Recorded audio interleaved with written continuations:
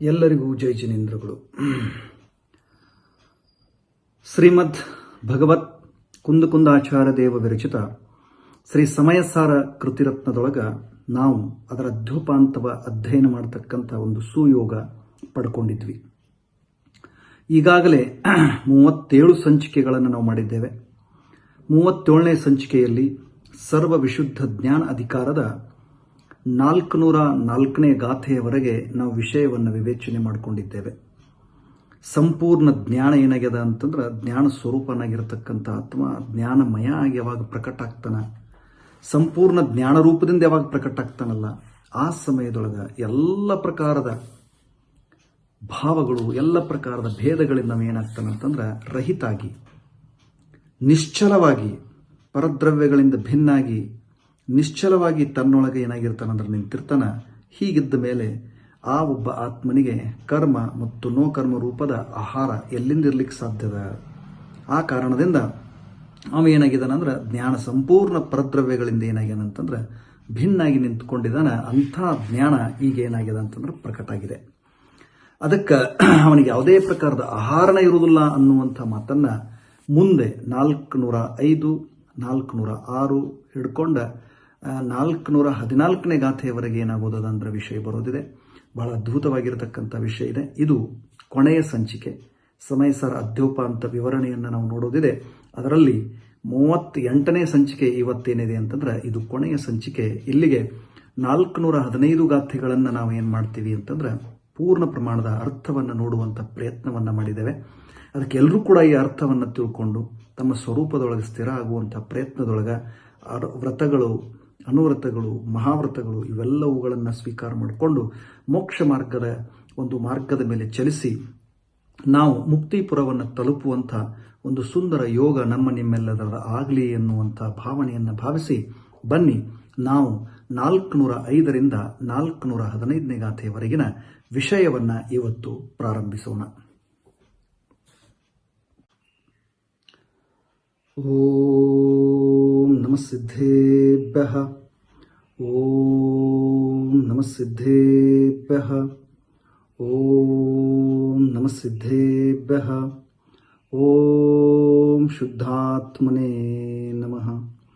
ನಮೋ ಅರಿಹಂತಾಣಂ, ನಮೋ ಸಿದ್ಧಾಣಂ, ನಮೋ ಆಯರ್ಯಾಣಂ, ನಮೋ ಉವಜಾಯಾಣಂ, ನಮೋ ಲೋಯೇ ಸೌವಸಾಹೂನಂ. ಓಂಕಾರಂ ಬಿಂದು ಸಂಯುಕ್ತಂ ನಿತ್ಯಂ ಧ್ಯಾಯಂತಿ ಯೋಗಿನಃ ಕಾಮದಂ ಮೋಕ್ಷದಂ ಚೈವ ಓಂಕಾರಾಯ ನಮೋ ನಮಃ. ಅವಿರಲ ಶಬ್ದ ಘನೌಘ ಪ್ರಕ್ಷಾಲಿತ ಸಕಲ ಭೂತಲ ಕಲಂಕ ಮುನಿಭಿರೂಪಾಸಿತ ತೀರ್ಥ ಸರಸ್ವತಿ ಹರ್ತು ನೋ ದುರಿತಾನ್. ಅಜ್ಞಾನತಿಮಿರಾಂಧಾನಾಂ ಜ್ಞಾನಾಂಜನ ಶಲಾಕಯ ಚಕ್ಷುರುನ್ಮೀಲಿತಂ ಯೇನ ತಸ್ಮೈ ಶ್ರೀ ಗುರವೇ ನಮಃ. ಶ್ರೀ ಪರಮಗುರವೇ ನಮಃ. ಪರಂಪರಾಚಾರ್ಯ ಗುರವೇ ನಮಃ. ಸಕಲ ಕಲುಷ ವಿಧ್ವಂಸಕಂ ಶ್ರೇಯಸಾಂ ಪರಿವರ್ಧಕಂ ಧರ್ಮ ಸಂಬಂಧಕಂ ಭವ್ಯ ಜೀವಮಣ ಪ್ರತಿಬೋಧಕಾರಕಂ ಪುಣ್ಯ ಪ್ರಕಾಶಕಂ ಪಾಪ ಪ್ರಣಾಶಕಂ ಇದಂ ಶಾಸ್ತ್ರಂ ಶ್ರೀ ಸಮಯ ಸಾರನಾಮಧೇಯಂ. ಅಸ್ಯ ಮೂಲ ಗ್ರಂಥಕರ್ತಾರಃ ಶ್ರೀ ಸರ್ವಜ್ಞದೇವ ತದುತ್ತರ ಗ್ರಂಥಕರ್ತಾರಃ ಶ್ರೀ ಗಣಧರದೇವಾಃ. ಪ್ರತಿ ಗಣಧರದೇವಾಸ್ತೇಷಾಂ ವಚನಾನುಸಾರಂ ಆಸಾದ್ಯ ಆಚಾರ್ಯ ಶ್ರೀ ಕುಂದಕುಂದಾಚಾರ್ಯ ದೇವ ವಿರಚಿತಂ ಶ್ರೋತಾರಃ ಸಾವಧಾನತೆಯ ಶೃಣ್ವಂತು. ಮಂಗಲಂ ಭಗವಾನ್ ವೀರೋ ಮಂಗಲಂ ಗೌತಮೋ ಗಣಿ ಮಂಗಲಂ ಕುಂದಕುಂದಾರ್ಯೋ ಜೈನಧರ್ಮೋಸ್ತು ಮಂಗಲಂ. ಸರ್ವಮಂಗಲ ಮಾಂಗಲ್ಯಂ ಸರ್ವಕಲ್ಯಾಣಕಾರಕಂ ಪ್ರಧಾನಂ ಸರ್ವಧರ್ಮಾಣಾಂ ಜೈನಂ ಜಯತು ಶಾಸನಂ, ಜೈನಂ ಜಯತು ಶಾಸನಂ. ನಮಃ ಸಮಯಸಾರಾಯ ಸ್ವಾನುಭೂತ್ಯಾ ಚಕಾಸತೆ ಚಿತ್ ಸ್ವಭಾವಾಯ ಭಾವಾಯ ಸರ್ವಭಾವಾಂತರಚ್ಛಿದೆ. ವಂದಿತ್ತು ಸೌವಸಿದ್ಧೆ ಧುವಮಚಲ ಮನೋವಂ ಗದಿಂ ಪತ್ತೆ ಓಚ್ಛಾಮಿ ಸಮಯ ಪಾಹುಡ ಮಿನಮೋಸುದ ಕೇವಲಿ ಭಣಿದಂ, ಮಿನಮೋಸುದ ಕೇವಲಿ ಭಣಿದಂ.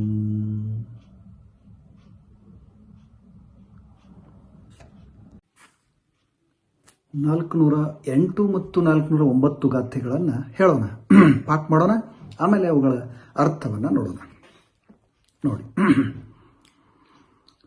ಪಾಸಂಡಿ ಲಿಂಗಾನಿವ ಗಿಹಿಲಿಂಗಾನಿವ ಬಹು ಬಹುಪ್ಪಯಾರಾನಿ ಘೆತ್ತುಂ ವದಂತಿ ಮೂಢಾ ಲಿಂಗಮಿನಂ ಮೊಕ್ಕಮಗ್ಗೊತ್ತಿ ನದು ಹೋದಿ ಮೊಕ್ಕಮಗ್ಗೋ ಲಿಂಗಂ ಜಂ ದೇಹ ನಿಮ್ಮಮ ಹರಿಹ ಲಿಂಗಂ ಮುಯಿತ್ತು ದನ್ಸನ ನಾನಚರಿತ್ತಾನಿ ಸೇವಂತಿ. ಕನ್ನಡದಲ್ಲಿ ನೋಡಿ. ಬಹುಪ್ರಕಾರದ ಮುನಿಲಿಂಗಗಳನ್ನಿಲ್ಲವೇ ಗೃಹಸ್ಥಲಿಂಗಗಳನ್ನು ಗ್ರಹಿಸಿ ಮೂಢ ಜನ ಹೇಳುವರಿದು ಮುಕ್ತಿ ಮಾರ್ಗದ ಲಿಂಗವಿದೆಯೆಂದು. ಲಿಂಗವದು ಮೋಕ್ಷ ಮಾರ್ಗವಲ್ಲ, ಏಕೆಂದರರ್ಹಂತ ದೇಹದಲ್ಲಿ ನಿರ್ಮಮರಿದ್ದು. ಲಿಂಗವನ್ನು ಬಿಟ್ಟು ಜ್ಞಾನ ದರ್ಶನ ಚಾರಿತ್ರಗಳ ಸೇವನೆಯ ಮಾಡುವರು. ಬಹಳ ಅದ್ಭುತವಾಗಿರತಕ್ಕಂಥ ಮಾತು. 408 ಮತ್ತು 409ನೇ ಗಾಥೆ ಏನು ಹೇಳಿದ್ರು? ಬಹುಪ್ಪಯಾರಾನಿ ಅಂದ್ರೆ ಹಲವು ಪ್ರಕಾರದ ಪಾಸಂಡಿಲಿಂಗಾನಿವ ಮುನಿಲಿಂಗಗಳನ್ನು, ಗಿಹಿಲಿಂಗಾನಿವ ಅಥವಾ ಗೃಹಸ್ಥಲಿಂಗಗಳನ್ನು ಘೆತ್ತುಂ ಗ್ರಹಣ ಮಾಡಿ, ಮೂಢ ಅಜ್ಞಾನಿ ಜನರು ಈ ಬಾಹ್ಯಲಿಂಗ ಮೋಕ್ಷ ಮಾರ್ಗಿದೆ ಅಂತ ಏನ್ ಮಾಡ್ತಾರಂದ್ರೆ ಹೇಳ್ತಾರ. ಇನಂ ಲಿಂಗಂ ಮೋಕ್ಷ ಮಗ್ಗೊತ್ತಿ ವದಂತಿ, ಈ ಲಿಂಗ ಮೋಕ್ಷ ಮಾರ್ಗಿದೆ ಅನ್ನುವಂಥದ್ದನ್ನು ಹೇಳ್ತಾರ. ಮುನಿಲಿಂಗ ಆಗಲಿ ಅಥವಾ ಗೃಹಸ್ಥಲಿಂಗ ಆಗಲಿ ಇದ ಮೋಕ್ಷ ಮಾರ್ಗಿದೆ ಅನ್ನುವಂಥದ್ದನ್ನ ಮೂಢ ಅಜ್ಞಾನಿ ಜೀವಗಳು ಹೇಳ್ತಾರ. ಆದರೆ ಲಿಂಗಂ ಮೊಕ್ಕ ಮಗ್ಗೋ ನ ಹೋದಿ, ಆದರೆ ಲಿಂಗ ಮೋಕ್ಷ ಮಾರ್ಗ ಅಲ್ಲ. ಏಕೆ? ಏಕೆಂದರೆ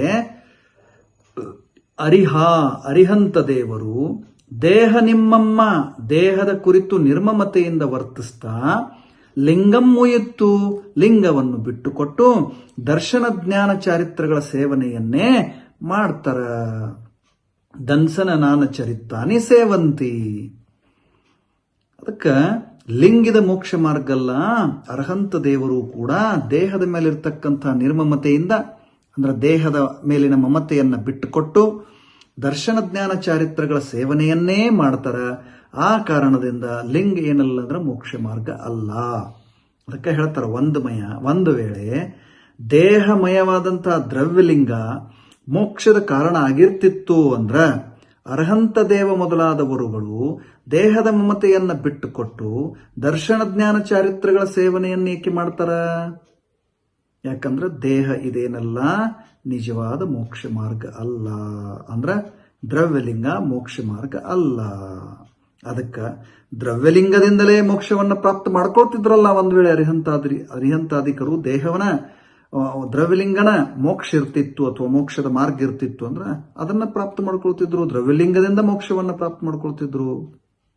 ಅದಕ್ಕ ಇದರಿಂದ ದೇಹಮಯವಾದಂತಹ ಲಿಂಗ ಮೋಕ್ಷ ಮಾರ್ಗ ಅಲ್ಲ.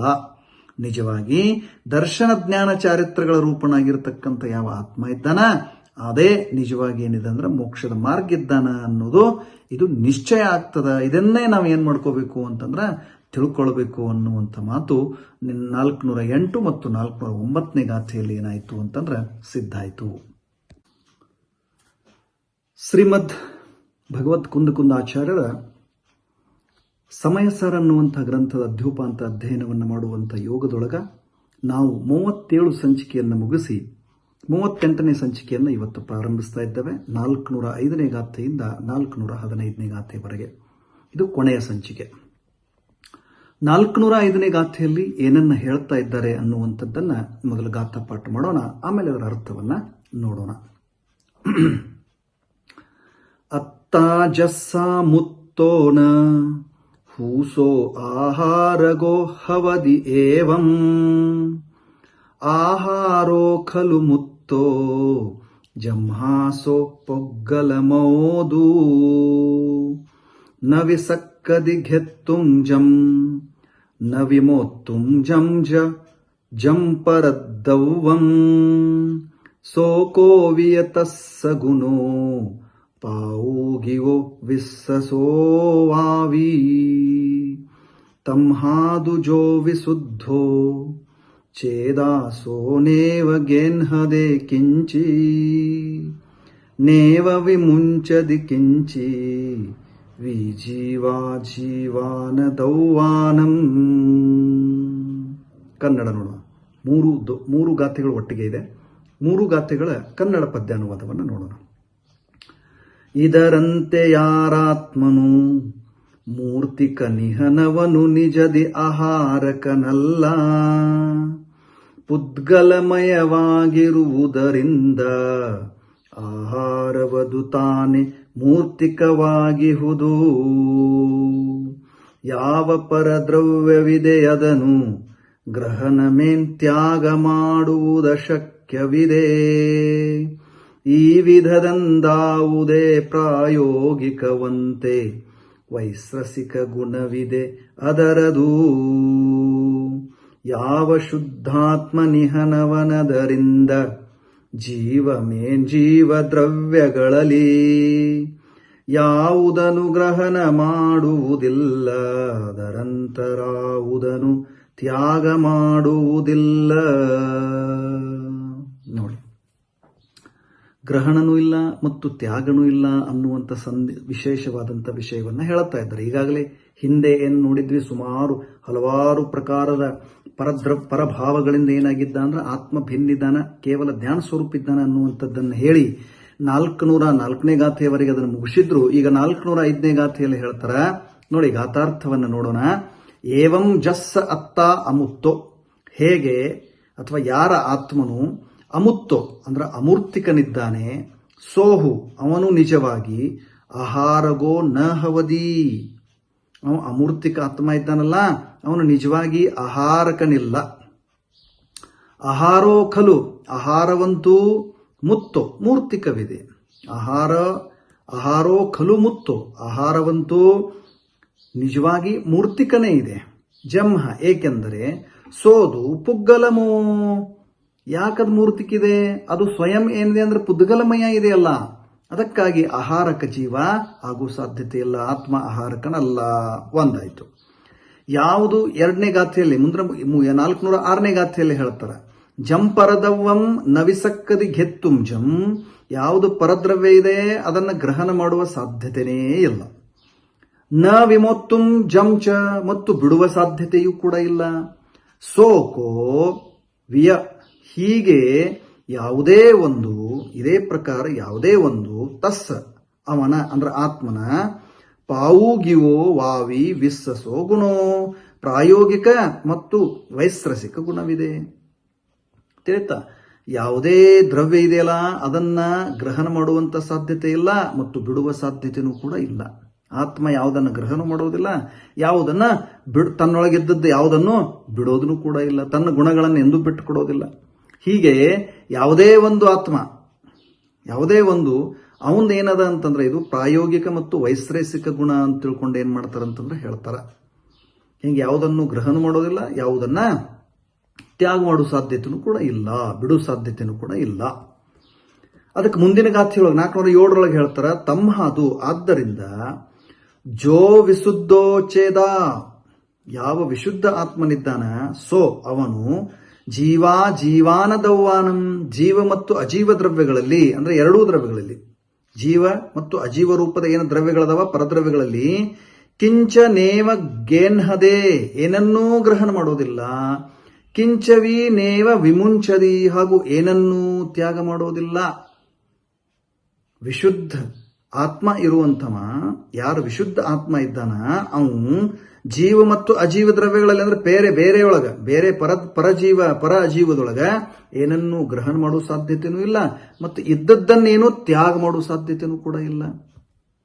ಹೀಗೆ ಏನಿದೆ ಅಂತಂದ್ರ ಅವನು ಗುಣ ಇದೆ, ಈ ಪ್ರಕಾರ ಅವನದು ಏನಿದೆ ಅಂತಂದ್ರೆ ಸ್ವರೂಪ ಇದೆ. ಅದಕ್ಕ ಜ್ಞಾನ ಸ್ವರೂಪಿ ಆಗಿರ್ತಕ್ಕಂಥ ಆತ್ಮ ಅಮೂರ್ತಿಕ್ಕಿದ್ದಾನ. ಮತ್ತು ಆಹಾರಂತೂ ಕರ್ಮ ಮತ್ತು ನೋ ಕರ್ಮ ರೂಪ ಇರೋದ್ರಿಂದ ಅದು ಪುದ್ಗಲಮಯವಾಗಿದೆ, ಮೂರ್ತಿಕವಾಗಿದೆ. ಇದಂತೂ ಸರಿ ಇದೆ. ಅದಕ್ಕಾಗಿ ಆತ್ಮನಿಗೆ ನಿಜವಾಗಿ ಪುದ್ಗಲಮಯವಾದಂಥ ಆಹಾರ ಇರೋದಿಲ್ಲ. ಆತ್ಮ ಪುದ್ಗಲವನ್ನು ಆಹಾರವಾಗಿ ಏನು ಮಾಡೋದಿಲ್ಲ ಅಂದ್ರೆ ತೆಗೆದುಕೊಳ್ಳೋದೇ ಇಲ್ಲ. ಮತ್ತು ಆತ್ಮನು ಸ್ವಭಾವ ರೂಪದಿಂದ ಪರಿಣಮಿಸಲಿ ಅಥವಾ ವಿಭಾವ ರೂಪದಿಂದ ಪರಿಣಮಿಸಲಿ, ಇದು ಇಂಪಾರ್ಟೆಂಟ್ ಬಹಳ. ಸ್ವಭಾವ ರೂಪದ ಪರಿಣಾಮನಿರಲಿ ಅಥವಾ ವಿಭಾವ ರೂಪದ ಪರಿಣಾಮನಿರಲಿ, ಅದು ಪರದ್ರವ್ಯವನ್ನು ಎಂದಿಗೂ ಗ್ರಹಣ ಮಾಡೋದಿಲ್ಲ. ಆತ್ಮ ಸ್ವಭಾವ ರೂಪದ ಪರಿಣಾಮ ಮಾಡಲಿ ಅಥವಾ ವಿಭಾವ ರೂಪದ ಪರಿಣಾಮವನ್ನು ಮಾಡಲಿ, ಪರದ್ರವ್ಯವನ್ನು ಎಂದೂ ಏನು ಮಾಡೋದಿಲ್ಲ ಅಂತ ಅವನು ಗ್ರಹಣ ಮಾಡೋದಿಲ್ಲ. ಅವನಿಗೆ ತನ್ನದೇ ಆಗಿರತಕ್ಕಂಥ ಪರಿಣಾಮದ ಗ್ರಹಣತೆ ಆಗಿರ್ತದ. ತನ್ನ ಪರಿಣಾಮಗಳನ್ನು ಗ್ರಹಣ ಮಾಡ್ತಾನೆ, ತನ್ನ ಪರಿಣಾಮಗಳನ್ನು ತ್ಯಾಗ ಮಾಡ್ತಾನೆ. ಅದಕ್ಕೆ ಪರದ್ರವ್ಯದ ಗ್ರಹಣ ತ್ಯಾಗಗಳು ಸ್ವಲ್ಪ ಮಾತ್ರನೂ ಆತ್ಮನಿಗೆ ಇಲ್ಲ. ಆತ್ಮನ ಸ್ವಭಾವನ ಈ ರೀತಿಯಾಗಿರ್ತಕ್ಕಂಥದ್ದಿದೆ. ಯಾವುದನ್ನು ಪರವನ್ನು ಗ್ರಹಣ ಮಾಡೋದಿಲ್ಲ, ಯಾವ ಪರವನ್ನು ತ್ಯಾಗ ಮಾಡುವಂಥ ಪ್ರಸಂಗನೂ ಕೂಡ ಇವನೊಳಗೆ ಇಲ್ಲವೇ ಇಲ್ಲ ಅನ್ನುವಂಥ ಮಾತನ್ನ 405ರಿಂದ 407ನೇ ಗಾಥೆಯವರೆಗೆ ಏನು ಮಾಡಿದರು ಅಂತಂದ್ರೆ ತಿಳಿಸಿದರು. ಯಾವಾಗ ಆತ್ಮನಿಗೆ ಆಹಾರಕ ಅಂತ ಅನಾಹಾರಕ ಅಂತ ಹೇಳಿದ್ರು, ಅಂದ್ರೆ ಆಹಾರ ಇಲ್ಲವೇ ಇಲ್ಲ ಅವನಿಗೆ.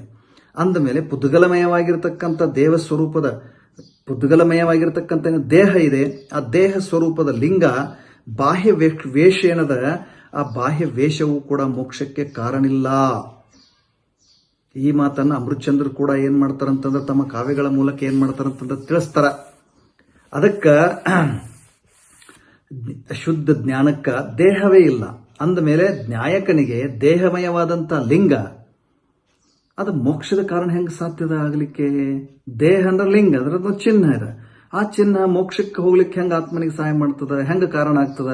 ಅದು ಇಲ್ಲವೇ ಇಲ್ಲ, ಅದು ಕಾರಣ ಆಗೇ ಇಲ್ಲ ಅನ್ನುವ ಅರ್ಥವನ್ನ 408 ಮತ್ತು 409ನೇ ಗಾಥೆಗಳಲ್ಲಿ ಹೇಳ್ತಾರ. ಅದನ್ನು ನಾವೇನ್ ನೋಡೋದಿದೆ. ನೋಡಿ, 412ನೇ ಗಾಥೆಯಲ್ಲಿ ಏನ್ ಹೇಳ್ತಾರ ಆಚಾರ್ಯರು ಅಂತಂದ್ರ, ಆತ್ಮನ ತತ್ವ ದರ್ಶನ ಜ್ಞಾನ ಚಾರಿತ್ರ ಅಂದ್ರೆ ತ್ರಯಾತ್ಮಕ್ಕಿದೆ. ಆತ್ಮನು ಯಥಾರ್ಥ ರೂಪ, ದರ್ಶನ, ಜ್ಞಾನ ಮತ್ತು ಚಾರಿತ್ರ ಈ ಮೂರರ ಸ್ವರೂಪ ಇದೆ, ಆತ್ಮನ ಸ್ವರೂಪ.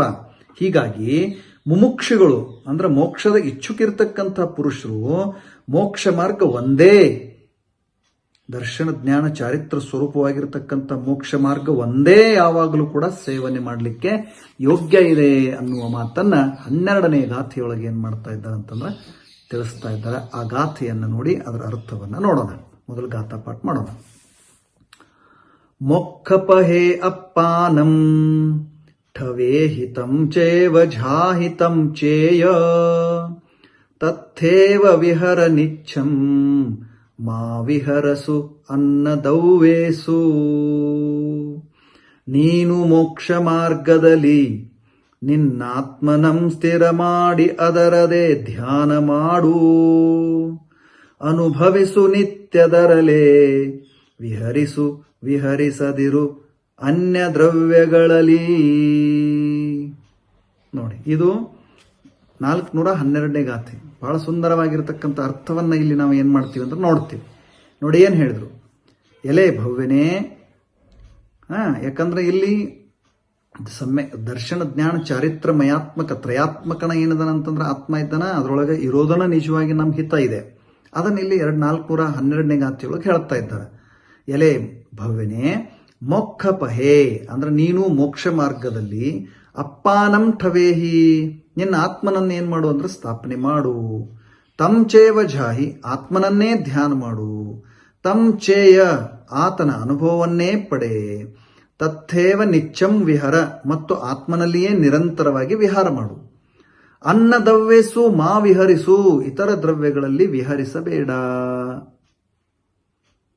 ಅದಕ್ಕ ಈ ಉಪದೇಶ ಏನದ ಅಂತಂದ್ರ 412ನೇ ಗಾಥೆಯಲ್ಲಿ ನೀ ಮೋಕ್ಷ ಮಾರ್ಗದೊಳಗೆ ನಿನ್ನ ಆತ್ಮನನ್ನ ಸ್ಥಾಪನೆ ಮಾಡಪ್ಪ, ಆತ್ಮನನ್ನೇ ಧ್ಯಾನ ಮಾಡು, ಆತ್ಮನನ್ನೇ ಅನುಭವ ಮಾಡ್ಕೋ ಮತ್ತು ಆತ್ಮನಲ್ಲೇನೆ ನಿರಂತರವಾಗಿ ವಿಹಾರ ಮಾಡು. ಇತರ ದ್ರವ್ಯಗಳಲ್ಲಿ ವಿಹರಿಸಬೇಡ. ಇದು 412ನೇ ಗಾಥೆ. ಪ್ರಯೋಜನಭೂತ ಏನಿದೆಯಲ್ಲ ಅದನ್ನ ಕುಂದ ಪ್ರಭು ಇಲ್ಲಿ ಏನ್ ಮಾಡಿದ್ರು ಅಂತಂದ್ರೆ ಹೇಳಿದ್ರು. ಬಹಳ ಸುಂದರವಾಗಿರ್ತಕ್ಕಂಥದ್ದು 412ನೇ ಗಾಥೆ. ಇದು ಒಂದ ನೋಡಪ್ಪ, ನಿನ್ನ ಆತ್ಮನನ್ನ ಮೋಕ್ಷ ಮಾರ್ಗದೊಳಗೆ ಸ್ಥಾಪನೆ ಮಾಡು, ಆತ್ಮನನ್ನೇ ಧ್ಯಾನ ಮಾಡು, ಆತ್ಮನ ಅನುಭವ ಮಾಡು, ಆತ್ಮನಲ್ಲಿಯೇ ವಿಹಾರ ಮಾಡು, ಪರದ್ರವ್ಯಗಳಲ್ಲಿ ವಿಹರಿಸಬೇಡಪ್ಪ ನೀನು ತಿಳಿತಾ. ಪರಮಾರ್ಥ ರೂಪವಾಗಿರತಕ್ಕಂಥ ಆತ್ಮನ ಪರಿಣಾಮ ದರ್ಶನ ಜ್ಞಾನ ಚಾರಿತ್ರ್ಯ ಇದೆ. ಅದೇ ಮೋಕ್ಷ ಇದೆ. ಅದರಲ್ಲಿಯೇ ದರ್ಶನ ಜ್ಞಾನ ಚಾರಿತ್ರಗಳಲ್ಲಿಯೇ ಆತ್ಮನನ್ನು ನೀ ಏನು ಮಾಡಬೇಕು ಅಂದ್ರೆ ಸ್ಥಾಪನೆ ಮಾಡಬೇಕು, ಅದರದೇ ಧ್ಯಾನ ಮಾಡಬೇಕು, ಅದರದೇ ಅನುಭವ ಪಡಿಬೇಕು ಮತ್ತು ಅದರಲ್ಲಿಯೇ ವಿಹಾರ ಮಾಡಬೇಕು. ನೋಡಿ, ಇದು ಒಂದೇ ನಮ್ಮದಿದೆ. ಒರಿಜಿನಾಲಿಟಿ ಅಂದರೆ ಇದೆ. ಕುಂದರು ಸಮಯಸಾರದ ಕೊನೆಗೆ ಸಮಯಸಾರ ಗ್ರಂಥದ 412ನೇ ಗಾಥೆಯೊಳಗ ಈ ಮಾತನ್ನು ಹೇಳ್ತಾ ಇದ್ದಾರೆ. ಏನಪ್ಪ, ತ್ರಯಾತ್ಮಕವಾಗಿರ್ತಕ್ಕಂಥ ಆತ್ಮ, ದರ್ಶನ ಜ್ಞಾನ ಚಾರಿತ್ರ ಮಯವಾದಂಥ ತ್ರಯಾತ್ಮಕನಾಗಿರ್ತಕ್ಕಂಥ ಆತ್ಮ, ಅವುಗಳಲ್ಲೇ ಅವನನ್ನು ಏನು ಮಾಡಬೇಕಂದ್ರೆ ಸ್ಥಾಪನೆ ಮಾಡಬೇಕು, ಅದರದೇ ಧ್ಯಾನ ಮಾಡಬೇಕು, ಅಂಥ ತ್ರಯಾತ್ಮಕ ಆತ್ಮನ ಅನುಭವವನ್ನು ಪಡಿಬೇಕು, ಅದರೊಳಗನ ಪ್ರವರ್ತನೆ ಮಾಡಬೇಕು. ಇತರ ದ್ರವ್ಯಗಳಲ್ಲಿ ಪ್ರವರ್ತನೆ ಮಾಡಬೇಡ. ಇಲ್ಲಿ ಪರಮಾರ್ಥದಿಂದ ನಿಶ್ಚಯ ಮೋಕ್ಷ ಮಾರ್ಗದ ಸೇವನೆ ಮಾಡಬೇಕು. ಕೇವಲ ವ್ಯವಹಾರದಲ್ಲಿಯೇ ಮೂಢರಾಗಬೇಡ್ರಿ ಎನ್ನುವಂಥ ಉಪದೇಶವನ್ನ 412ನೇ ಗಾಥೆಯೊಳಗೆ ಏನು ಮಾಡಿದ್ದಾರೆ ಅಂತಂದ್ರೆ ಕುಂದ ಆಚಾರ್ಯರು ನಮಗೇನು ಮಾಡ್ತಾ ಇದ್ದಾರೆ ಅಂದ್ರೆ ನೀಡ್ತಾ ಇದ್ದಾರೆ.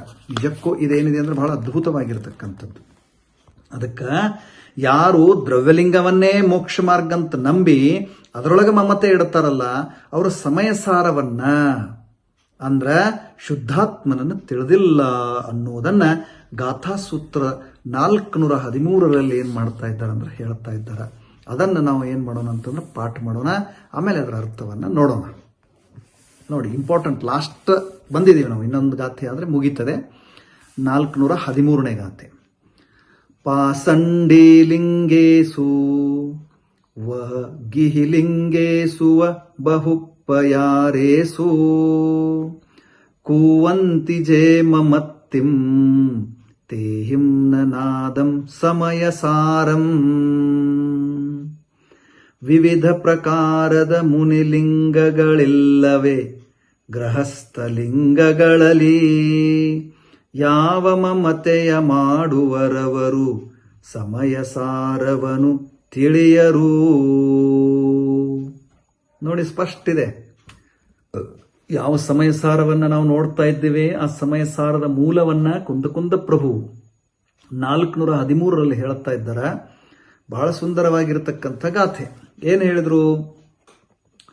ಜೆ ಬಹುಪ್ಪಯಾರೇಸು, ಯಾರು ಹಲವು ಪ್ರಕಾರದ, ಪಾಸಂಡಿಲಿಂಗೇಸುವ ಅಂದ್ರೆ ಮುನಿಲಿಂಗಗಳಲ್ಲಿ, ಅಥವಾ ಗಿಹಿಲಿಂಗೇಸುವ ಗೃಹಸ್ಥಲಿಂಗಗಳಲ್ಲಿ, ಮಮತ್ತಿಂ ಕೂವಂತಿ, ಮಮತ್ತೆಯನ್ನ ಮಾಡ್ತಾರ. ಒಟ್ಟಾರೆಯಾಗಿ ಯಾರು ಹಲವು ಪ್ರಕಾರದಿಂದ ಮುನಿಲಿಂಗಗಳಾಗಲಿ ಅಥವಾ ಗೃಹಸ್ಥಲಿಂಗಗಳಲ್ಲಿ ಮಮತೆಯನ್ನ ಮಾಡ್ತಾರ, ಅಂದ್ರ ದ್ರವ್ಯಲಿಂಗವೇ ಮೋಕ್ಷ ಕೊಡುವಂಥದ್ದಿದೆ ಅಂತ ತಿಳ್ಕೊಂಡು ಮನ್ನಿಸ್ತಾರಲ್ಲ, ತೇಹಿಂ ಸಮಯಸಾರಂ ನ ನಾದಂ, ಅವರು ಸಮಯಸಾರವನ್ನ ತಿಳಿದುಕೊಳ್ಳೋದು ಇಲ್ಲ. ಏನೆಲ್ಲ ಮಾಡಿದ್ರು ಆದ್ರೆ ಸಮಯಸಾರದ ಅರ್ಥನೇ ಅವರಿಗೆ ಆಗಲಿಲ್ಲ. ಬಾಹ್ಯಲಿಂಗಗಳನ್ನೇ ಮೋಕ್ಷ ಮಾರ್ಗ ಕೊಡುವಂಥವಿದಾವ ಅನ್ನುವಂಥದ್ದನ್ನ ನಂಬುತ್ತಾ ಇದ್ದಾರೆ. ಅನಾದಿ ಕಾಲದಿಂದ ಪರದ್ರವ್ಯದ ಸಂಯೋಗದಿಂದ ಆಗುವಂತಹ ವ್ಯವಹಾರದಲ್ಲಿ ಯಾವ ಪುರುಷ ಮೂಢಾಗಿದಾರ ಅಂದ್ರೆ ಮೋಹಿತಗಿದಾರ, ಅವರು ಈ ಬಾಹ್ಯ ಮಹಾವ್ರತಾದಿಗಳ ರೂಪವಾದಂಥ ವೇಷವನ್ನೇ ನಮಗೆ ಮೋಕ್ಷವನ್ನು ದೊರಕಿಸಿಕೊಡಬಹುದು ಅಂತ ನಂಬಿದ್ದಾರೆ. ಆದರೆ ಯಾವುದರಿಂದ ಭೇದ ಜ್ಞಾನ ಆಗ್ತದ ಅಂಥ ನಿಶ್ಚಯವನ್ನು ಅವರು ಏನು ಮಾಡಲಿಲ್ಲ ಅಂದ್ರೆ ತಿಳಿಯಲಿಲ್ಲ.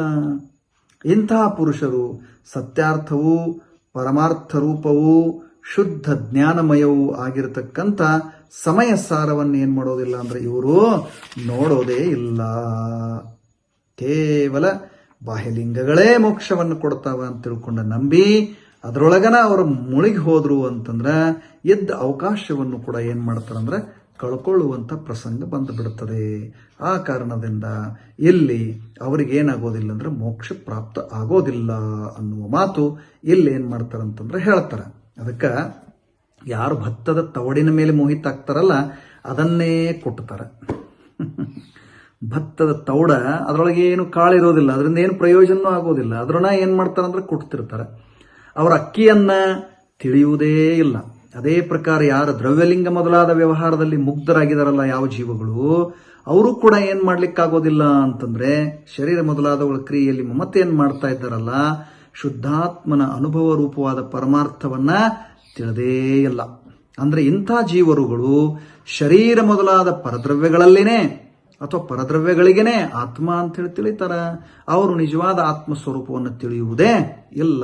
ಸಮಯ ಸಾರ ಅವ್ರಿಗೆ ಏನಾಗೋದಿಲ್ಲ ಅಂದ್ರೆ ತಿಳಿದು ಬರುವ ಸಾಧ್ಯತೆ ಇಲ್ಲ ಅನ್ನುವ ಮಾತು 413ನೇ ಗಾಥೆಯೊಳಗೆ ಏನ್ ಮಾಡಿದ್ರು ಅಂತಂದ್ರೆ ತಿಳಿಸಿದ್ರು. ಈಗ ಯಾರು ದ್ರವ್ಯಲಿಂಗದಲ್ಲಿ ಮಮತೆಯಿಂದ ಕುರುಡಾಗಿದ್ದಾರೆ ಅವ್ರಿಗೆ ಶುದ್ಧಾತ್ಮ ದ್ರವ್ಯದ ಅನುಭವಂತೂ ಇಲ್ಲ. ಅವರು ವ್ಯವಹಾರವನ್ನೇ ಪರಮಾರ್ಥ ಅಂತ ಮನ್ನಿಸ್ತಾ ಇದಾರಲ್ಲ, ಅದಕ್ಕೆ ಪರದ್ರವ್ಯವನ್ನೇ ಆತ್ಮ ಅಂತ ಹೇಳಿ ತಿಳ್ಕೊಂಡ್ಬಿಟ್ಟಿದಾರ. ಹಿಂಗಾಗಿ ಅವ್ರಿಗೆ ಏನಾಗೋದಿಲ್ಲ ಅಂತಂದ್ರೆ ಮೋಕ್ಷದ ಮಾರ್ಗ ಸಿಗೋದಿಲ್ಲ. ವ್ಯವಹಾರಣಯವೇ ಮುನಿಲಿಂಗ, ಶ್ರಾವಕಲಿಂಗ ಇವೆರಡಕ್ಕೂ ಮೋಕ್ಷ ಮಾರ್ಗ ಅಂತ ತಿಳ್ಕೊಂಡು ಹೇಳ್ತದ. ವ್ಯವಹಾರ ನಯದಿಂದನ ಮುನಿಲಿಂಗ ಮತ್ತು ಶ್ರಾವಕಲಿಂಗ ಎರಡನ್ನೂ ಕೂಡ ಮೋಕ್ಷ ಮಾರ್ಗ ಅಂತ ಹೇಳ್ತದ. ನಿಶ್ಚಯನಯ ಯಾವ ಲಿಂಗಕ್ಕೂ ಕೂಡ ಮೋಕ್ಷ ಮಾರ್ಗ ಅಂತ ಹೇಳೋದಿಲ್ಲ ಅನ್ನೋದನ್ನ 414ನೇ ಗಾಥೆಯೊಳಗೆ ಹೇಳ್ತಾ ಇದ್ದಾರ. ಇಂಪಾರ್ಟೆಂಟ್ ಕಾನ್ಸೆಪ್ಟ್ ಇದು, ವೆರಿ ವೆರಿ ಇಂಪಾರ್ಟೆಂಟ್. ಅಂದ್ರೆ ವ್ಯವಹಾರನಯ ಮಾತ್ರ ಏನ್ ಮಾಡ್ತದಂದ್ರೆ ಮುನಿಲಿಂಗವನ್ನ ಮತ್ತು ಗೃಹಸ್ಥರ ಲಿಂಗವನ್ನ ವ್ಯವಹಾರದಿಂದ ಮೋಕ್ಷ ಮಾರ್ಗ ಅಂತ ಹೇಳ್ತದ. ಆದ್ರೆ ನಿಶ್ಚಯನಯ ಯಾವ ಲಿಂಗವನ್ನು ಕೂಡ ಮೋಕ್ಷ ಮಾರ್ಗ ಅಂತ ಏನ್ ಮಾಡೋದಿಲ್ಲ, ಹೇಳೋದನೇ ಇಲ್ಲ. ಅದನ್ನೇ 414ನೇ ಗಾಥೆಯಲ್ಲಿ ಏನ್ ಮಾಡ್ತಾ ಇದ್ದಾರ, ತಿಳಿಸಿಕೊಡ್ತಾ ಇದ್ದಾರ. ನೋಡಿ 414ನೇ ಗಾಥೆಯನ್ನು ಪಾಠ ಮಾಡೋಣ. ವವಹಾರಿವೋ ಪುನನವೋ ದೊನ್ನಿ ವಿಲಿಂಗಾನಿ ಭನದಿ ಮೊಕ್ಕಪಹೇ ನಿಶ್ಚಯನವೋ ನ ಇಚ್ಛದಿ ಮೊಕ್ಕಪಹೆ ಸೌವಲಿಂಗಾನಿ. ಕನ್ನಡದಲ್ಲಿ ನೋಡಿ. ಮೋಕ್ಷ ಮಾರ್ಗದಲ್ಲಿವೆರಡು ಲಿಂಗಗಳನ್ನು ವ್ಯವಹಾರನಯ ಹೇಳುವುದು. ಮೋಕ್ಷ ಮಾರ್ಗದಲ್ಲಿ ಯಾವ ಲಿಂಗವನು ನಿಶ್ಚಯನಯವು ಮನ್ನಿಸದು. 414ನೇ ಗಾಥೆ. ಎಂತ ಅದ್ಭುತ ಗಾಥೆ ನೋಡಿ. ಏನ್ ಹೇಳಿದ್ರು? ವ್ಯವಹಾರಿವೋ ನವೋ ಪುನಃ, ವ್ಯವಹಾರನಯವು ಧ್ವನಿ ಲಿಂಗಾನಿವಿ, ಎರಡೂ ಲಿಂಗಗಳನ್ನ ಮೊಕ್ಕಪಹೆ ಭಣದಿ, ಮೋಕ್ಷ ಮಾರ್ಗದಲ್ಲಿ ಹೇಳ್ತದ. ವ್ಯವಹಾರನಯ ಎರಡೂ ಲಿಂಗಗಳನ್ನ ಮೋಕ್ಷ ಮಾರ್ಗದಲ್ಲಿ ಪ್ರತಿಪಾದನೆ ಮಾಡ್ತದ. ಅಂದ್ರೆ ವ್ಯವಹಾರನಯವು ಮುನಿಲಿಂಗ ಮತ್ತು ಗೃಹಸ್ಥಲಿಂಗ ಇವೆರಡಕ್ಕೆ ಮೋಕ್ಷ ಮಾರ್ಗ ಅಂತ ಹೇಳ್ತದೆ. ಆದರೆ ನಿಶ್ಚಯನಯವು ಸೌವಲಿಂಗಾನಿ, ಎಲ್ಲಾ ಲಿಂಗಗಳನ್ನು ಅಂದ್ರೆ ಯಾವುದೇ ಲಿಂಗವನ್ನು ಮೋಕ್ಷಪಹೆ ನ ಇಚ್ಛದಿ, ಮೋಕ್ಷ ಮಾರ್ಗದಲ್ಲಿ ಮನ್ನಿಸೋದೇ ಇಲ್ಲ. ನಿಶ್ಚಯನಯದಿಂದ ಮೋಕ್ಷ ಮಾರ್ಗದೊಳಗೆ ಯಾವ ಲಿಂಗನೂ ಇಲ್ಲ. ವ್ಯವಹಾರ ನಯನ ಏನ್ ಮಾಡ್ತದಂತಂದ್ರೆ ಈ ಮುನಿಲಿಂಗ ಗೃಹಸ್ಥರ ಲಿಂಗವನ್ನ ಮೋಕ್ಷ ಮಾರ್ಗ ಅಂತ ಹೇಳ್ತದ. ನಿಶ್ಚಯನಯದಿಂದ ಯಾವುದೇ ಒಂದು ಲಿಂಗ ಮೋಕ್ಷ ಮಾರ್ಗದೊಳಗೆ ಇಲ್ಲವೇ ಇಲ್ಲ. ತಿಳಿತಾ? ವ್ಯವಹಾರನಯ ಅಂತೂ ಭೇದ ರೂಪ ಅಶುದ್ಧ ದ್ರವ್ಯವಿದೆ, ಅದರಿಂದ ಅದು ಪರಮಾರ್ಥ ಅಲ್ಲ. ನಿಶ್ಚಯನಯದ ವಿಷಯವೂ ಕೂಡ ಅಭೇದ ರೂಪದ ಶುದ್ಧ ದ್ರವ್ಯವಿದೆ, ಆದ್ದರಿಂದ ಅದೇ ಪರಮಾರ್ಥ ಇದೆ. ನಿಶ್ಚಯನಯದ ವಿಷಯ ಅಭೇದ ರೂಪ ಏನು ಶುದ್ಧ ದ್ರವ್ಯ ಐತಲ್ಲ, ಅದು ಪರಮಾರ್ಥ ಇದೆ. ಅದಕ್ಕಾಗಿ ಯಾರ ವ್ಯವಹಾರವನ್ನೇ ನಿಶ್ಚಯ ಅಂತ ತಿಳ್ಕೊಂಡು ನಂಬಿ ಪ್ರವರ್ತನೆ ಮಾಡ್ತಾರಲ್ಲ, ಅವರ ಸಮಯ ಸಾರದ ಅನುಭವವನ್ನು ಪಡಿಲಿಕ್ಕೆ ಸಾಧ್ಯ ಇಲ್ಲ. ಯಾರು ಪರಮಾರ್ಥವನ್ನ ಪರಮಾರ್ಥ ಅಂತ ನಂಬಿ ಪ್ರವರ್ತನೆ ಮಾಡ್ತಾರಲ್ಲ, ಅವರೇ ಸಮಯ ಸಾರದ ಅನುಭವವನ್ನು ಪಡಿತಾರೆ. ಆದ್ದರಿಂದ ಅವರೇ ಮೋಕ್ಷಕ್ಕೆ ಏನಾಗ್ತಾರ ಅಂತಂದ್ರೆ ಪ್ರಾಪ್ತ ಆಗ್ತಾರ. ತಿಳಿತಾ? ಹೆಚ್ಚು ಕಥನ ಮಾಡೋದ್ರಿಂದ ಏನ? ಅಮೃತಚಂದ್ರ ಆಚಾರ್ಯ ಹೇಳ್ತಾರೆ, ಹೆಚ್ಚು ಕಥನ ಮಾಡಿ ಏನ್ ಲಾಭ? ಒಂದು ಪರಮಾರ್ಥದ ಅನುಭವವನ್ನು ಪಡೀರಿ ಎನ್ನುವಂಥದ್ದನ್ನ ಅವರಾದ್ರೂ ಕೂಡ ಏನ್ ಮಾಡ್ತಾರಂದ್ರೆ ಹೇಳ್ತಾರ. ಈ ಪ್ರಕಾರ ಭಗವತ್ ಕುಂದ ಆಚಾರ್ಯ ದೇವರು ಈ ಗ್ರಂಥವನ್ನ ಪೂರ್ಣ ಮಾಡ್ತಾರ. ಈ ಪ್ರಕಾರ ಹೇಳಿ ಅದನ್ನು ಪೂರ್ಣಗೊಳಿಸಿ ಅದಕ್ಕೆ ಏನ್ ಹೇಳಿದ್ರು ಅಮೃತಚಂದ್ರು ಕೂಡ ಇದ್ರ ಬಗ್ಗೆ ಹೇಳ್ತಾರ. ಈ ಸಮಯ ಪ್ರಾಭೃತ ಅನ್ನುವಂಥ ಗ್ರಂಥ, ಈ ಗ್ರಂಥದ ವಚನ ರೂಪ ಹಾಗೂ ಜ್ಞಾನ ರೂಪ ಎರಡೂ ಪ್ರಕಾರದಿಂದ ಜಗತ್ತಿನ ಜೀವಕೋಟಿಗೆ ಏನದ ಅಂತಂದ್ರೆ ಅಕ್ಷಯ, ಅಂದ್ರೆ ಯಾವುದರ ವಿನಾಶ ಆಗೋದಿಲ್ಲ ಅಂಥದ್ದದ. ಅದ್ವಿತೀಯವಾದಂಥ ಕಣ್ಣುಗಳಿಗೆ ಸಮಾನವಾಗಿದೆ, ಅಕ್ಷಯ ಚಕ್ಷು ಅಂತ ತಿಳ್ಕೊಂಡು ಕರೀತಾರ.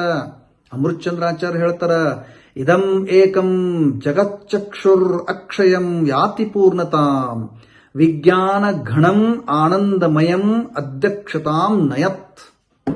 ಬಹಳ ಅದ್ಭುತವಾದಂತಹ ಮಾತು ಅಮೃತಚಂದ್ರ ಮಾತು ಹೇಳ್ತಾರೆ ಇಲ್ಲಿ.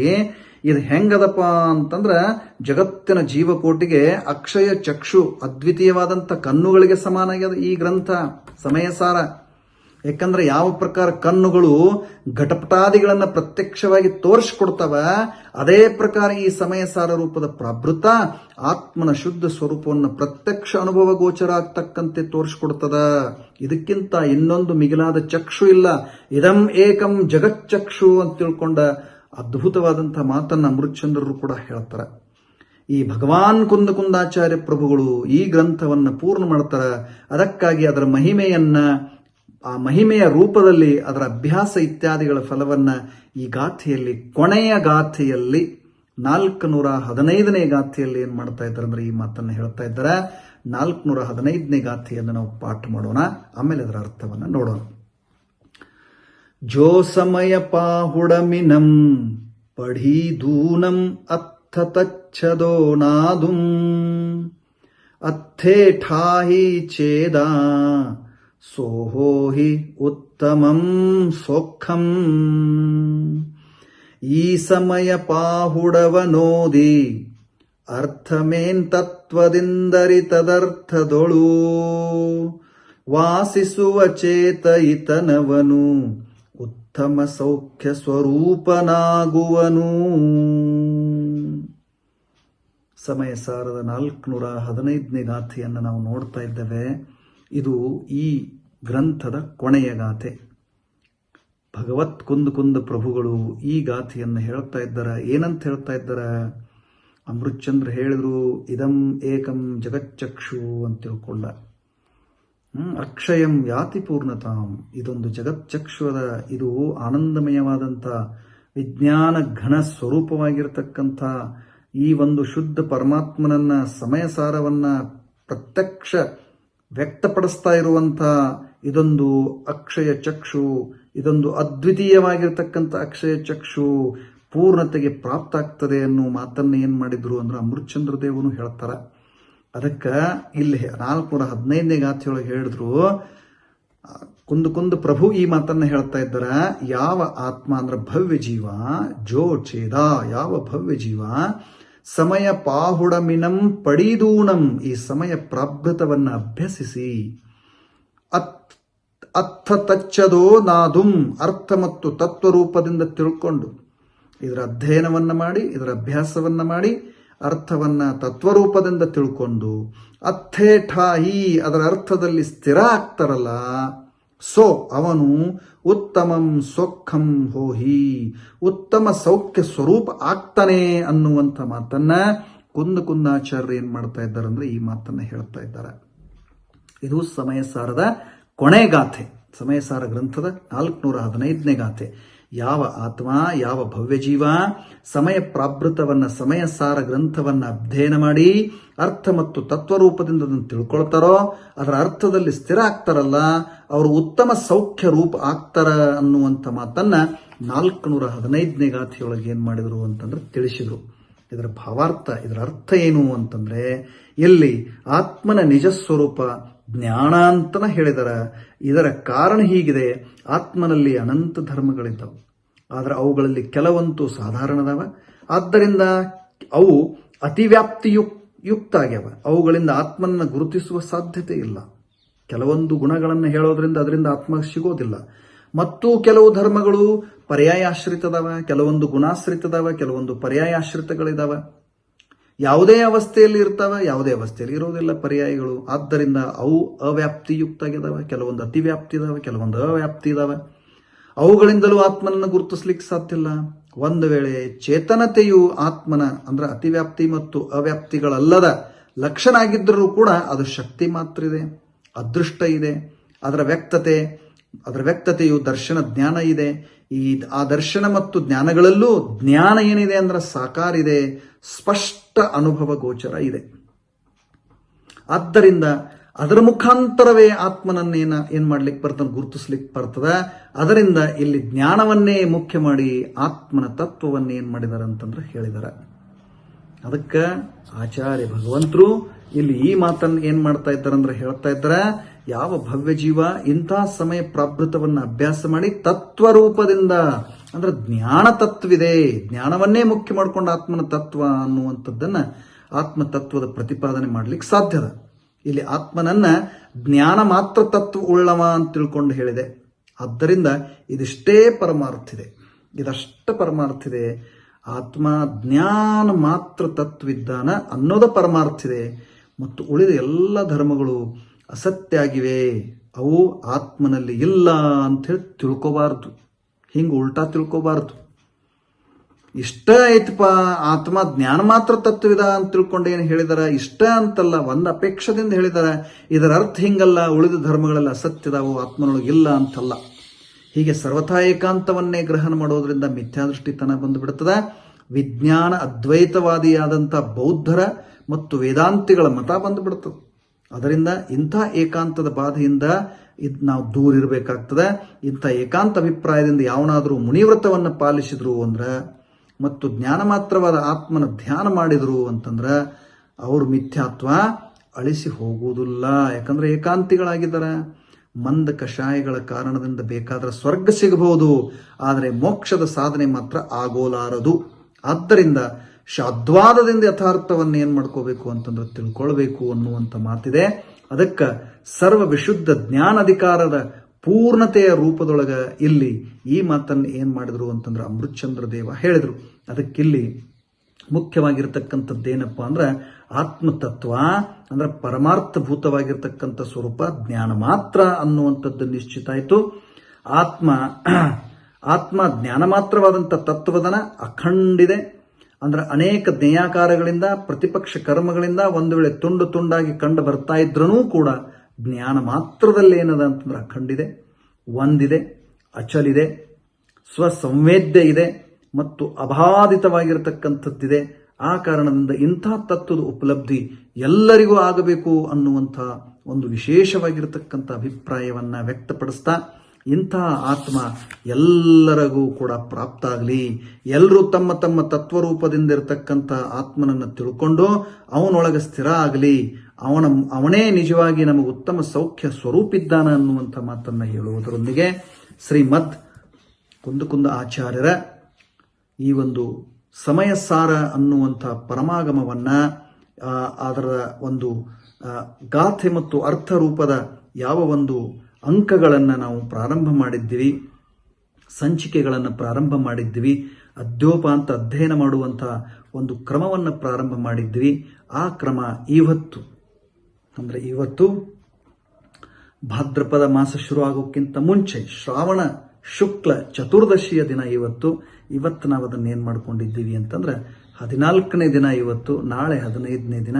14 ಗುಣಸ್ಥಾನಗಳನ್ನು ದಾಟಿ ಹೆಂಗ ಸಿದ್ಧ ಪದವಿ ಪ್ರಾಪ್ತ ಆಗ್ತದಲ್ಲ ಆ ಪ್ರಕಾರ ಇವತ್ತು ಚತುರ್ದಶಿಯ ದಿನದಂದು ನಾವು ಕನ್ಕ್ಲೂಷನ್ ರೂಪದೊಳಗೆ ಏನು ತಿಳ್ಕೊಂಡ್ವಿ ಅಂತಂದ್ರೆ ಆತ್ಮ ಜ್ಞಾನ ಮಾತ್ರ ಇದ್ದಾನ, ಉಳಿದದ್ದೆಲ್ಲ ಏನದ ಅಂದ್ರೆ ವ್ಯವಹಾರ ನಯದಿಂದ ಹೇಳಿರ್ತಕ್ಕಂಥದ್ದಿದೆ.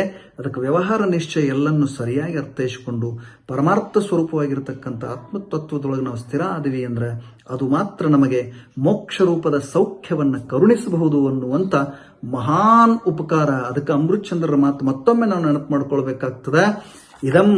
ಇದಂ ಏಕಂ ಜಗಚ್ಚಕ್ಷುರ್ ಅಕ್ಷಯಂ ಯಾತಿ ಪೂರ್ಣತಾಂ. ಇದಂ ಏಕಂ ಜಗಚ್ಚಕ್ಷುರ್, ಇದು ಒಂದು ಜಗಚ್ಚಕ್ಷು ಇದೆ, ಜಗತ್ತಿಗೆ ಒಂದು ಕಣ್ಣು ಬಂದಂಗಿದೆ. ಸಮಯಸಾರ ಗ್ರಂಥ ಅಂತಂದ್ರೆ ಸಮಯಸಾರ ಅಂದ್ರೆ ಜಗತ್ತಿನ ಕಣ್ಣು. ಯಾಕೆ ಜಗತ್ತಿನ ಕಣ್ಣು? ಜಗತ್ತನ್ನ ನೋಡುವಂತ ದೃಷ್ಟಿಕೋನ ನಮಗೆ ಬರ್ತದ. ನಾನು ಯಾರು ಅನ್ನುವಂಥದ್ದು ತಿಳಿತು ಅಂದ್ರೆ ಜಗತ್ತೇನು ಅನ್ನೋದು ಗೊತ್ತಾಗ್ತದ. ಅಂತ ಜ್ಞಾನ ಮಾತ್ರನಾಗಿರ್ತಕ್ಕಂಥ ನನ್ನ ಆತ್ಮನೊಳಗೆ ನಾವು ಏನಾಗಬೇಕು ಅಂದ್ರೆ ಸ್ಥಿರ ಆಗಿ ನಮ್ಮ ಆತ್ಮಹಿತವನ್ನು ನಾವು ಮಾಡ್ಕೊಳ್ಬೇಕು ಅನ್ನುವಂಥ ಮಾತಿನೊಂದಿಗೆ ಈ ಒಂದು ಗಾಥೆಯನ್ನ 415ನೇ ಗಾಥೆಯನ್ನ ಪೂರ್ಣ ಮಾಡುವುದರೊಂದಿಗೆ ಈ ಒಂದು ಸಮಯ ಸಾರದ ಅಧ್ಯೋಪಾಂತ ಅಧ್ಯಯನದ ಒಂದು ಸಂಚಿಕೆಗಳನ್ನು ನಾವು ಇವತ್ತೇನು ಮಾಡ್ತಾ ಇದ್ದೀವಿ ಅಂದ್ರೆ ಪೂರ್ಣ ಮಾಡ್ತಾ ಇದ್ದೇವೆ. ಈ ಸಂಚಿಕೆಗಳನ್ನು ನಾನು ಒಂದು ಗ್ರಂಥವನ್ನು ನೋಡಿ ಏನು ಮಾಡ್ಕೊಂಡಿದ್ದೇವೆ, ನಾವೇನು ಮಾಡಿದ್ದೀವಿ ಅಂತಂದ್ರೆ ಅಧ್ಯಯನ ಮಾಡಿದ್ದೇವೆ. ಹೇಳುವಾಗ ಏನಾದರೂ ತಪ್ಪು ತಡೆಗಳಾಗಿದ್ದರೆ, ಉಚ್ಚಾರಣ ದೋಷ ಆಗಿದ್ದರೆ ಅವೆಲ್ಲವನ್ನು ತಾವು ಸರಿಪಡಿಸ್ಕೊಂಡ ಸರಿಯಾದ ಅರ್ಥವನ್ನು ತಿಳ್ಕೊಂಡ ಎಲ್ಲರೂ ಕೂಡ ಮೋಕ್ಷ ಹಿತವನ್ನು, ಮೋಕ್ಷ ಸುಖವನ್ನು, ಆತ್ಮಹಿತವನ್ನು ಸಾಧಿಸಿಕೊಳ್ಳೋಣ ಅನ್ನುವಂಥ ಶುಭ ಭಾವದೊಂದಿಗೆ ಇವತ್ತಿನ ಚರ್ಚೆಯನ್ನು ನಾವು ಇಲ್ಲಿಗೆ ನಿಲ್ಲಿಸೋಣ. ಮುಂದೆ ಇನ್ನೊಂದು ಗ್ರಂಥದ ಅದ್ಯೋಪಾಂತ ಚರ್ಚೆ ಮಾಡುವಂಥ ಹೊಸ ಸಂಚಿಕೆಯನ್ನು ಮತ್ತೆ ಮುಂದಿನ ದಿನಗಳಲ್ಲಿ ಪ್ರಾರಂಭಿಸೋಣ ಅನ್ನುವಂಥ ಒಂದು ಮಾತನ್ನು ಹೇಳ್ತಾ ಇವತ್ತು ಈ ಒಂದು ವಿಷಯವನ್ನು ಇಲ್ಲಿಗೆ ನಿಲ್ಲಿಸೋಣ. ಎಲ್ಲರಿಗೂ ಜೈ ಜಿನೇಂದ್ರಗಳು. ಇದು ಜೀನ ಕಥೆಯನ್ನು ಕೇಳಿದವರ ಪಾಪ ಬೀಜ ನಿರ್ನಾಶನಬಹುದು, ತೇಜಬಹುದು, ಪುಣ್ಯಬಹುದು, ಮುಂದುವರಿದ ಪರಾಜಿತೇಶ್ವರನ ಕಾಣುವರಿವರು. ಪ್ರೇಮದಿಂದಿದನೋದಿದರೆ ಪಾಡಿದರೆ ಕೇಳದ ರಾಮೋದ ವೈಧೂವರವರು. ನೇಮಾದಿ ಸುರರಾಗಿ ನಾಳೆ ಶ್ರೀಮಂಧರ ಸ್ವಾಮಿಯ ಕಾಂಧರರ್ಥಿಯೋಳು. ನಮೋ ಅರಿಹಂತಾನಂ, ನಮೋ ಸಿದ್ಧಾನಂ, ನಮೋ ಆಯರ್ಯಾಣಂ, ನಮೋ ಉವಜ್ಜಾಯಾಣಂ, ನಮೋ ಲೋಯೇ ಸೌವಸಾಹುನಂ. जय बोलो सिद्धांत शास्त्र की जय. जय बोलो जिनवानी माता की जय. जय जिनेंद्र गुरु.